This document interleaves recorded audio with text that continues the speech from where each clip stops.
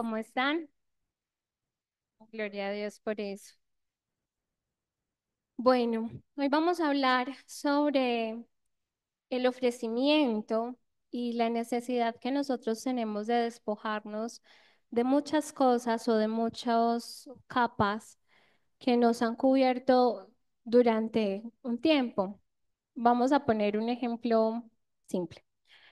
Cuando alguien, por ejemplo, empieza a utilizar mucho sus manos, ¿qué pasa con las manos? Se desgastan. ¿Cómo son las manos de una persona que trabaja, por ejemplo, construcción?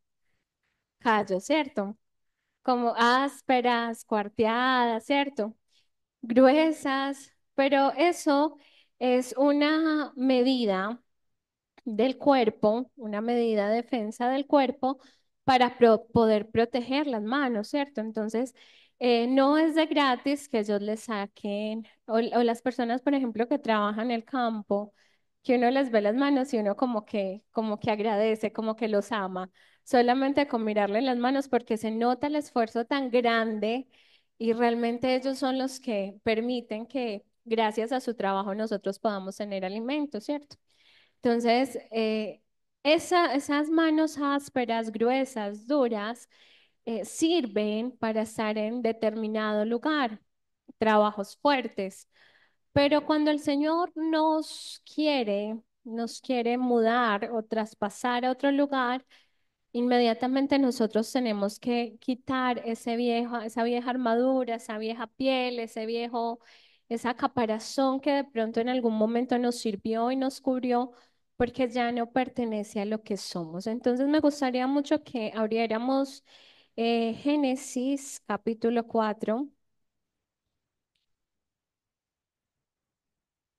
Si alguien me lo quiere leer entre ustedes, le agradecería mucho. Es una historia muy conocida. Ay, a ver, sí. A mí. No, toda la historia. Sí, sí, pero no. Pongámonos en pie para que se escuche mejor la voz y por reverencia a la palabra. Amén.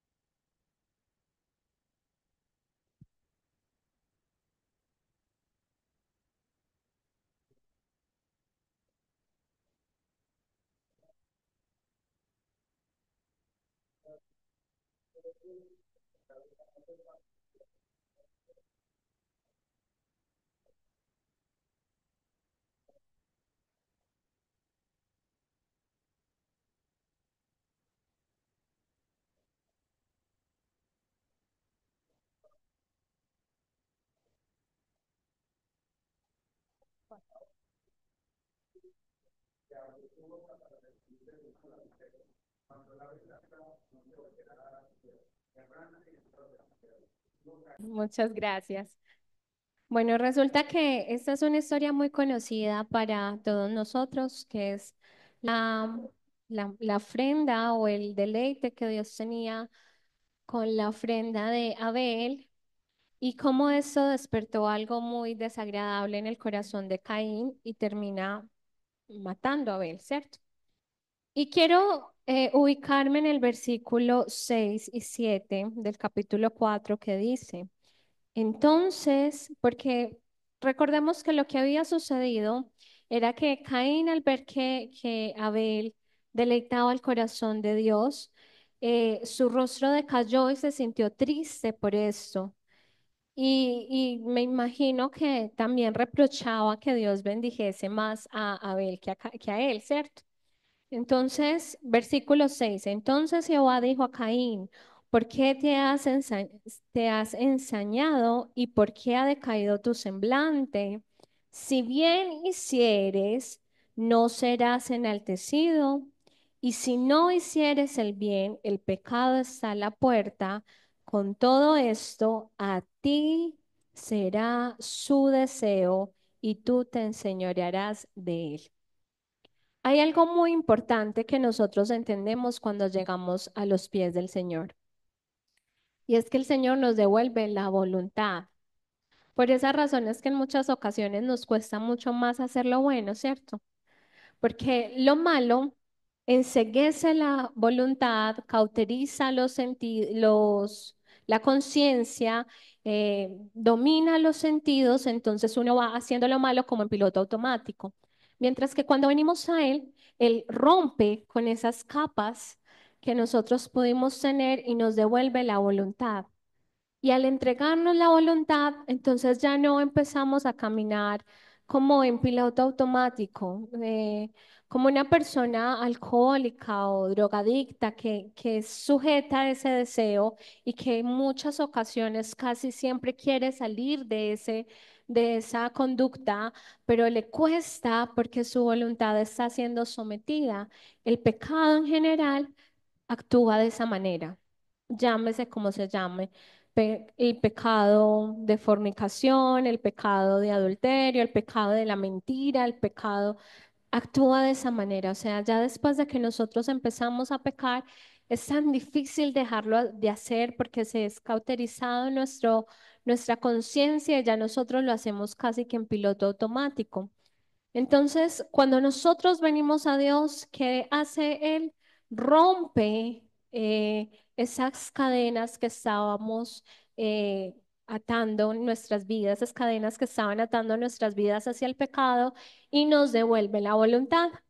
Y en nuestra voluntad, en la libertad que nos dio Él, nos dice, decidan.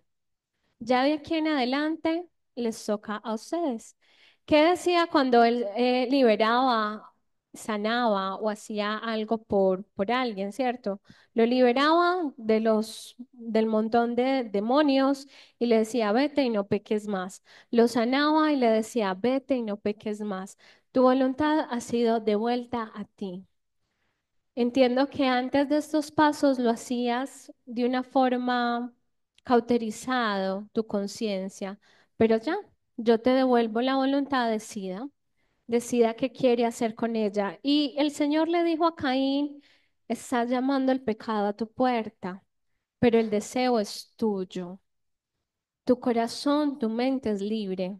Lo que tú ofrezcas es lo que realmente tiene sentido. Lo que tú haces con tu voluntad es lo que realmente tiene sentido. Porque le dijo, si bien hicieres, no serás enaltecido. Y si no hicieres el bien, el pecado está a tu puerta. Con todo esto, a ti será su deseo y tú te enseñorearás de él. La palabra de Dios nos dice que conocemos la verdad y la verdad que hace nos hace libres, ¿cierto? ¿Y cuál es la verdad? Cristo. Nosotros podemos decir que cada quien tiene una verdad y que la verdad es muy difícil discutirla porque según la cosmovisión de cada persona puede argumentar su verdad, ¿cierto? Nosotros podemos ver dos imágenes, pero para mí la verdad es que esa ventana está muy grande y para otra persona la verdad es que a esa ventana le faltan vidrios. ¿Quién tiene la razón? Los dos, ¿cierto? No, no hay una verdad. Por eso se habla de que la verdad siempre va a ser relativa. Pero Jesús es una verdad absoluta en un mundo relativo, ¿cierto? Es una verdad que no tiene doble visión, es una verdad que es completa, es una verdad totalitarista. Y cuando lo conocemos a Él, no religiones, no es como que amigos de Jesús solo tiene la verdad, no, cuando conocemos a Jesús, no tanto a la religión, sino a Jesús en su esplendor, él nos hace libres, su verdad brilla en nosotros y hay algo que nos arrastra. Entonces, solamente cuando somos libres podemos ofrendar desde la libertad. Y me gustó mucho este texto porque ellos dos estaban dando ofrendas, ¿cierto? Ellos estaban sacrificando a Dios de lo que ellos hacían. ¿Por qué lo estaban haciendo? Porque estaban porque ellos serán libres. Ofrendar viene de ofrecer, poner a disposición y dar acción de ofrecer, ¿cierto? Entonces, cuando yo ofrezco, yo estoy diciendo, esto tengo. Primero sé lo que tengo y luego de eso ofrezco, ¿cierto? Por eso es muy difícil cuando una persona tiene el corazón lleno de amargura que ofrezca palabras dulces. ¿Dónde las va? ¿Cierto? ¿De dónde las va a sacar? Y a veces exigimos a una persona que está atormentada, pero no se ponga así, pero no haga esto, pero no. Es que de lo que nosotros tenemos, de eso ofrendamos, porque eso es ofrendar, ofrecer de lo que hay, ¿cierto? Entonces, el Señor lo primero que hace es darnos la libertad. Poner, poner en orden nuestro corazón y romper las cadenas que nos tenían oprimidos, pero después de que Él nos da la libertad, ya nosotros tenemos que cultivar lo que tenemos dentro para poder dar una ofrenda agradable. ¿Qué es lo primero que debemos cultivar? El deleite. No hay nada, inclusive dice la palabra que el corazón alegre hermosea el rostro. No hay maquillaje más precioso que el deleite. Se quieren ver muy hermosos los hombres que no usan maquillaje, deleites. Quieren recibir esa gracia que va más allá de lo que se ve, deleítense. Porque el deleite despierta algo especial en nuestro semblante. Cuando una persona está deleitada, se nota. ¿Han visto a un niño muy feliz? Muy, muy feliz con algo que se le haya comprado, con algo que esa felicidad es contagiosa. Muchas veces nosotros como adultos descubrimos ese niño que está deleitado en algo y uno es paradito mirándolo como con cara de, sonriendo con cara de no sé.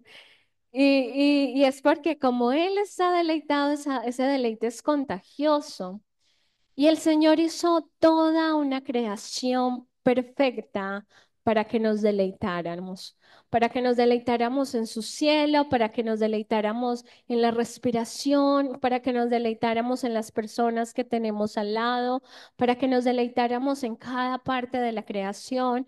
Pero si nosotros no cultivamos el deleite, ¿cómo se cultiva el deleite? Con la gratitud. Si no se cultiva el deleite con la gratitud, siempre nuestra verdad va a ser el punto negro en la pared blanca. Y esa va a ser nuestra verdad. Es que precisamente pasan mil cosas buenas, pero nos tropezamos y todo el día hablamos del tropezón que tuvimos. Y el Señor nos manda a soltar ese chip, a cambiar, a transformarlo y a empezar a deleitarnos porque dice, deleítate a sí mismo en el Señor y que las peticiones de nuestro corazón. Esto está en el Salmo 37:4. ¿Alguien, por favor, me puede leer 2 Corintios 9, del 7 al 9? Los que están en Zoom, 2 Corintios 9, de 7 al 9.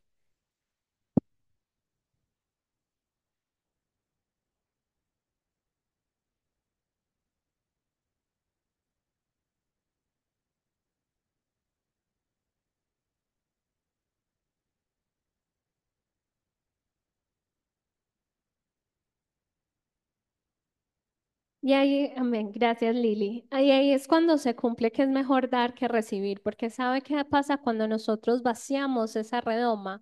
El Señor la llena con una doble porción. Entonces, este texto no solamente es cuando nosotros traemos las ofrendas al templo, que también ofrecerle a Dios de nuestros bienes y decir que tu casa esté bien, es algo que nos debe causar deleite, pero no es solamente en ese aspecto, es cuando nosotros escuchamos a una persona que está en angustia y ofrecemos palabra de consejo, cada uno de como propuso en su corazón. Si nos va a causar tedio escucharla, si vamos a mirarla con mala gana, si vamos a estar afanados, como que se vaya rápido, no ofrezcamos migajas, no lo ofrezcamos. Si no tenemos para dar una buena porción, no demos migajas. ¿Qué hacemos? Evitémoslo, llenémonos. Esperemos hasta que el deleite aparezca antes de ir a aconsejar a alguien con amargura. porque eso termina haciendo que el evangelio sea pisoteado, sea visto mal por personas que no se han llenado primero para ir a ofrecer a los otros. Dios es un Dios que realmente no necesita nada del hombre, ni la alabanza, es que la creación entera lo alaba. Los cielos de los cielos cuentan su gloria, los ángeles están a disposición. Él no necesita nada del hombre. ¿Por qué Él nos incita o por qué nos lleva a darle gloria? Porque cuando nosotros empezamos a ofrecer sacrificio de alabanza desde el deleite, nuestro corazón se tranquiliza.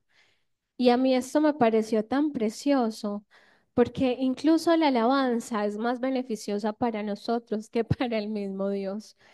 Nosotros cuando adoramos a Dios, ¿qué le estamos diciendo? Tú eres poderoso, tú eres fuerte, tú eres grande, tú eres magnífico, todo va a estar bien, Señor, tú eres real.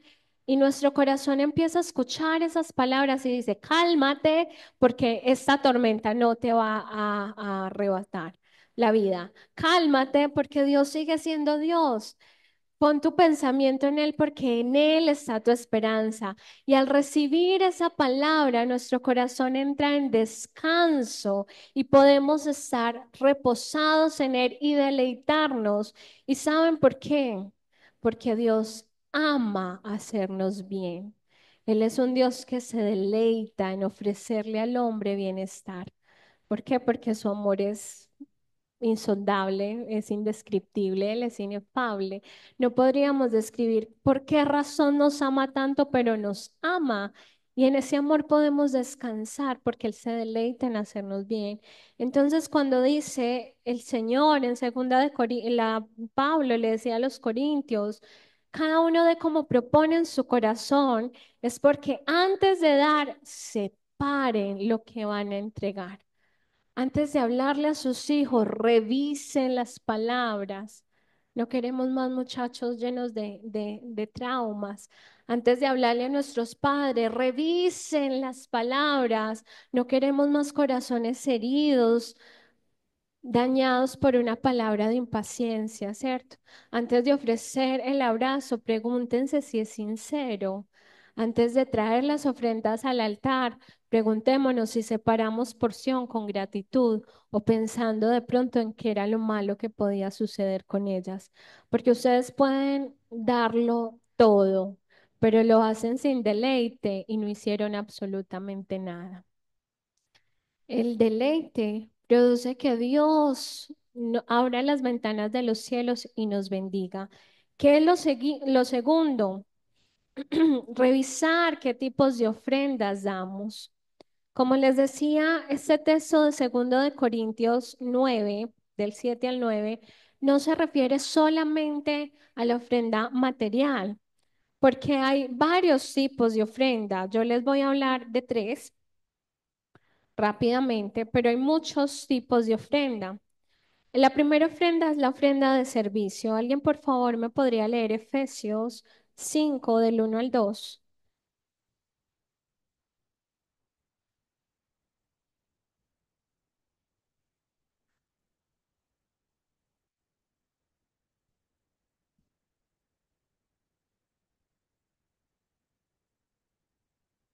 Amén, sí.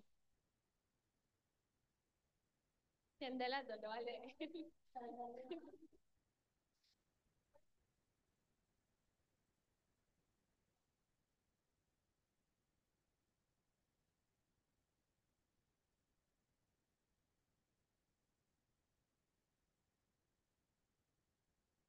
Está ahí. Gracias, Clau.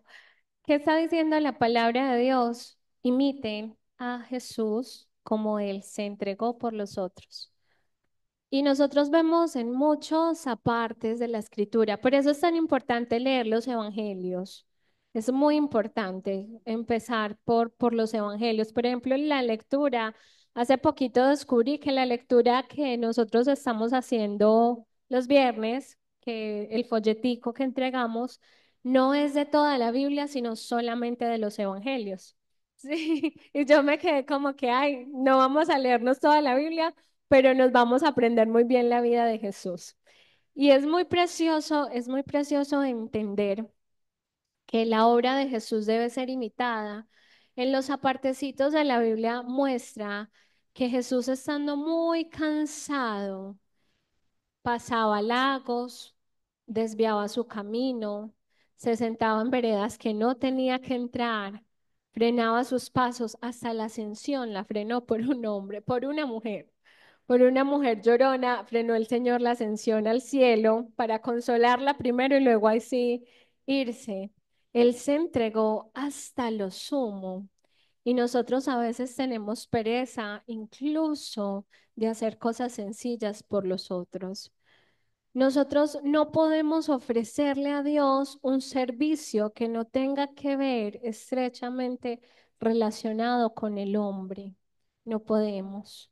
Nosotros para poder ofrecerle a Dios un servicio tenemos que ir a servirle a los demás. Amar a los demás, cuidar a los demás, tener paciencia, y dice la palabra que primeramente con los hermanos en la fe, o sea, dentro de la congregación, debemos ejercer un servicio, pero no dice que solamente, dice primeramente.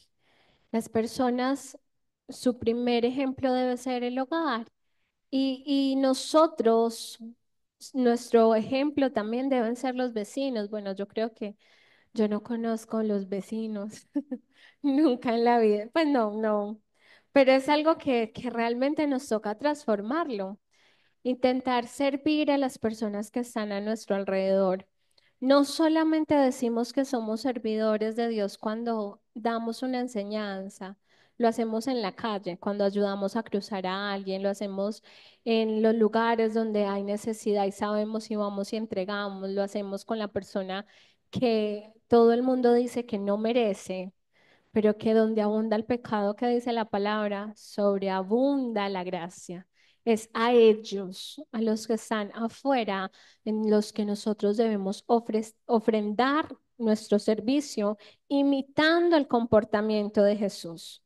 Vemos que Jesús estuvo con toda clase de personajes y a todos los amó. Él tenía mucho más problema con las personas que decían o hablaban o vociferaban cosas que no sentían que con las personas que pecaban.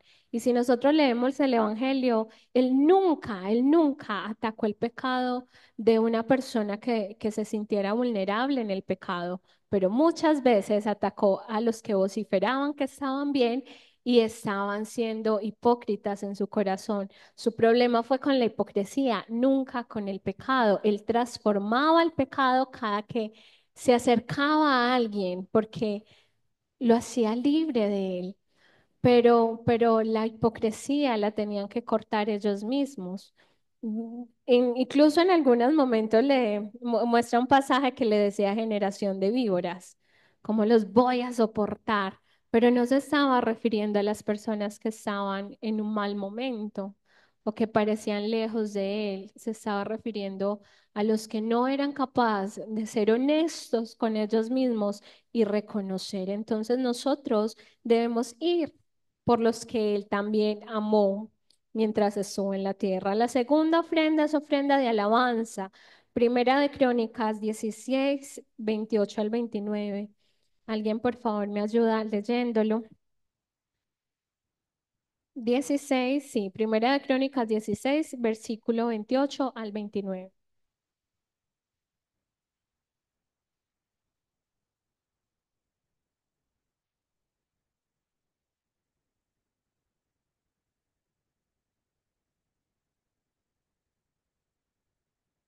Sí, 16, 28 al 29.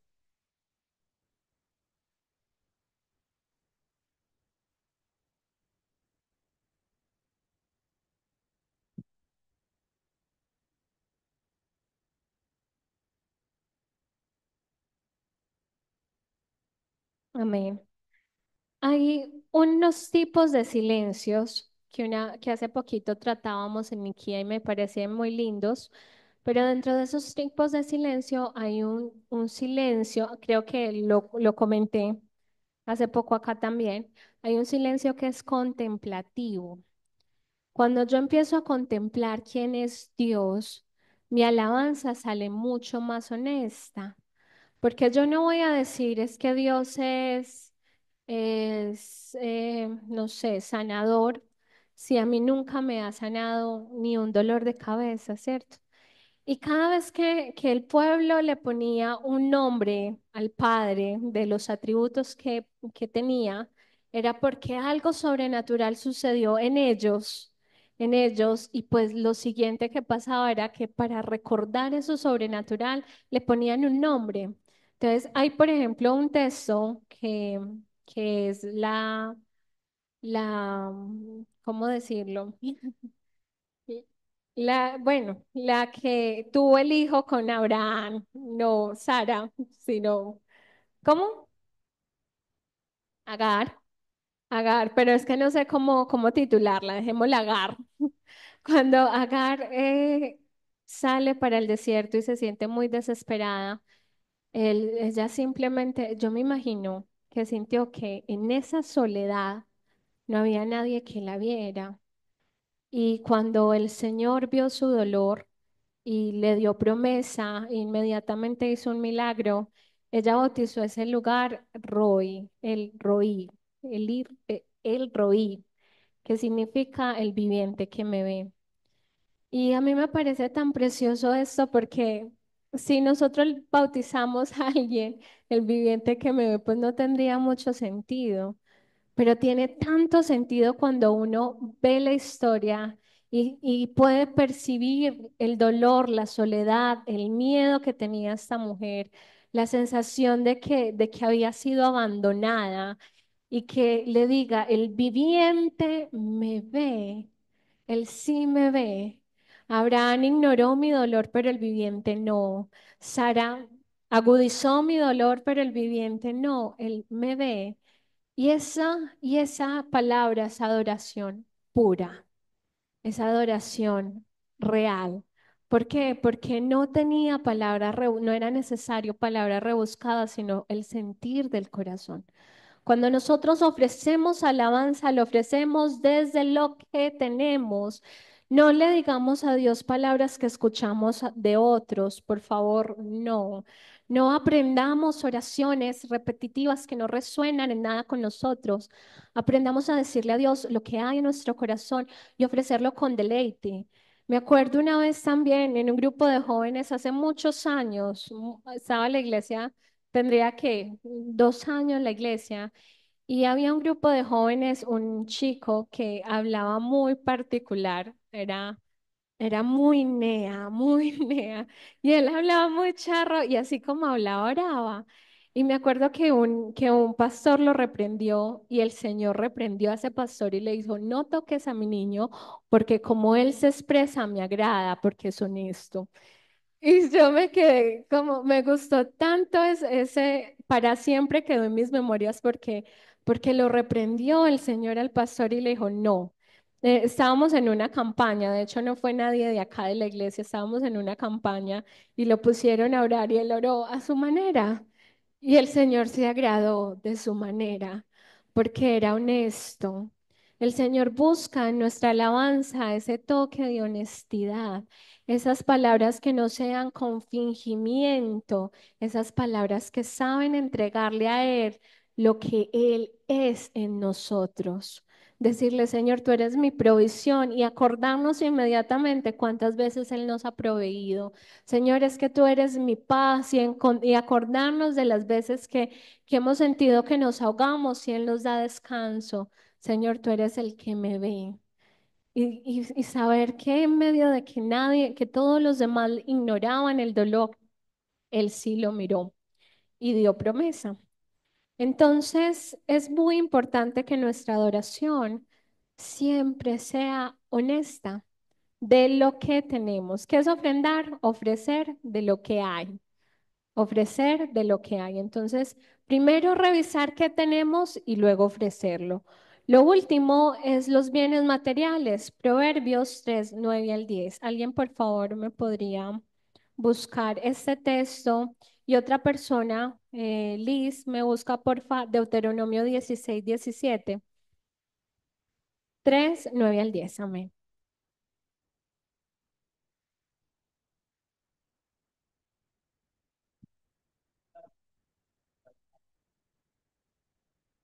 Amén. Entonces, nosotros podemos honrar al Señor administrando bien nuestros bienes. Y cuando nosotros traemos las ofrendas al altar, también lo estamos honrando porque estamos sacando porción para que su casa continúe abierta. Sabemos que a Dios no le podemos enviar el dinero, ¿cierto? No es como que va a llegar un avioncito y posarse el dinero, porque es que Él es el dueño del oro y de la plata, y Él es el mismo que provee para que este lugar siga abierto, ¿cierto? Pero cuando nuestro corazón está deleitado y tenemos para dar y separamos, ¿qué es lo especial de la ofrenda? Separarla, ¿cierto? Revisar primero qué es lo que tenemos y lo damos desde el deleite, Él multiplica sin medida. Es muy errado que dentro de la congregación nosotros tengamos este pensamiento de, bueno, lo hemos hablado en diferentes momentos, de pactos, de que si yo doy tanto, entonces se me devuelve tanto, de que entonces entrego eso y Dios me va a dar aquello. No, no, eso no es correcto. No funciona así. Cuando nosotros separamos algo desde el deleite y lo entregamos, hay cosas que Dios hace que uno se queda sorprendido. Se cumple. Mire que la ofrenda de Caín en ningún momento fue mala, pero él sí tenía un interés claro de mover el corazón de Dios y hacer que Dios hiciera lo que él quisiera que fuera, quisiera. Y la ofrenda de Abel solo se enfocó en ofrecer porque estaba agradecido. Y por eso el corazón de Dios se deleitó tanto en Abel que todo lo que él se muestra en los poquitos textos que lo dejó vivir Caín fue que le entregó muchísimo, muchísimo. El Señor se deleitaba en Abel y multiplicaba lo que Abel tenía. Y pues así sucede en nosotros. La palabra de Dios nos dice que Él es el que nos da poder para producir riqueza. ¿Qué dice Deuteronomio 16:17?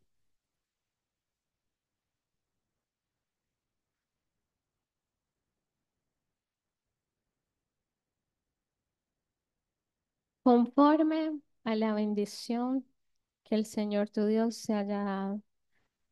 Eso tiene que nacer de nosotros y acomodarlo a lo que nosotros, el nivel de nuestra fe.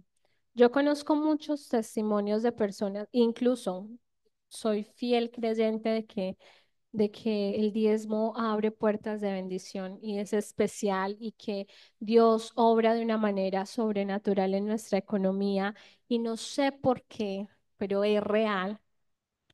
La más palpable y la más tremenda es alguien del Templo del Norte. Yo no hablo nunca de diezmos, acá no se habla de los diezmos, porque creemos firmemente que cada quien da como propone en su corazón.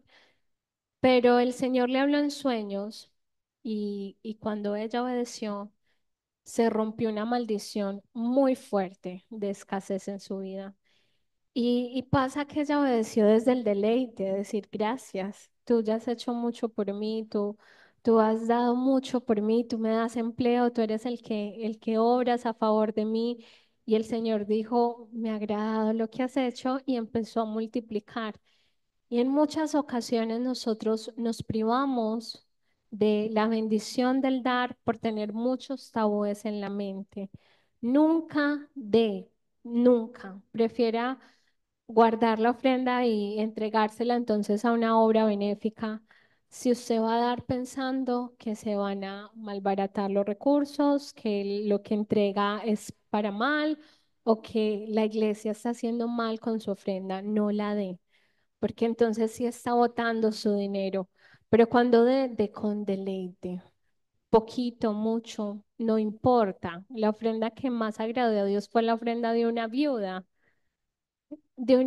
no fue la de los ricos que tiraban montones, fue de una viuda, porque el corazón de la viuda desbordaba deleite. Nosotros podemos ofrendar desde la libertad, porque a cada uno de nosotros se nos quitó esas capas que en algún momento nos cubrieron, ¿cierto?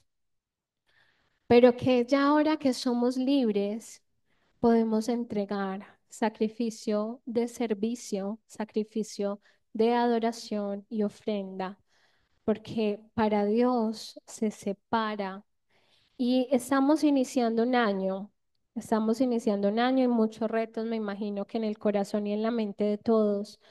Revisemos qué contenido tenemos para saber qué ofrenda estamos dando. Nunca entreguemos sin separar primero qué contenido tenemos para las respuestas que damos, cómo está nuestro corazón para la manera en cómo aconsejamos, cómo está nuestra mente para lo que pensamos y aún no decimos, cómo está nuestro entorno, de qué nos estamos llenando, porque no podemos esperar tener frutos buenos si estamos sembrando malas semillas. No tiene sentido, ¿cierto? Entonces, revisemos nuestra semilla ahora que tenemos todo un año para sembrarla y trabajarla y entregamos, ofrezcamos buenos frutos. Vamos entonces a orar para terminar nuestro culto. Les invito a que nos pongamos sobre nuestros pies.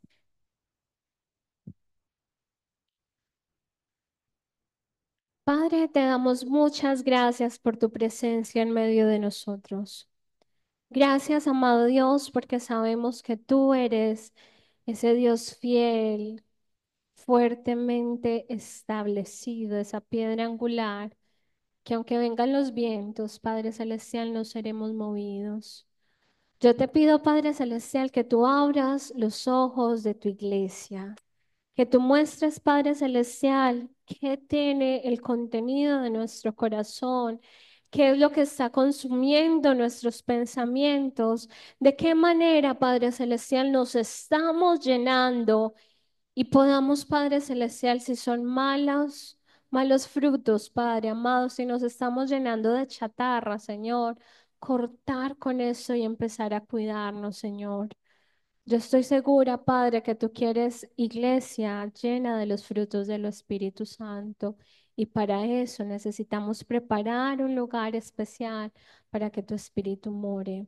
Hoy nos entregamos a ti, Señor. Si hay preocupación en nosotros, la soltamos aquí en el nombre poderoso de Jesús. Señor, si algo nos agobia, si sentimos miedo del futuro, si el enemigo ha venido, Señor, vociferando cosas que nos hace sentir vulnerables, recordamos tu grandeza, Padre Celestial. Recordamos la grandeza de Jesús, que ya no es el Cordero que llegó manso, Señor, y humilde para ser lastimado. Ya es el Rey de Reyes que reina y vive para siempre. Y nuestra imagen de ti debe transformarse a la grandeza que tú eres, Señor. Tú eres el que nos defiende. Detrás de ti estamos, Señor Jesús.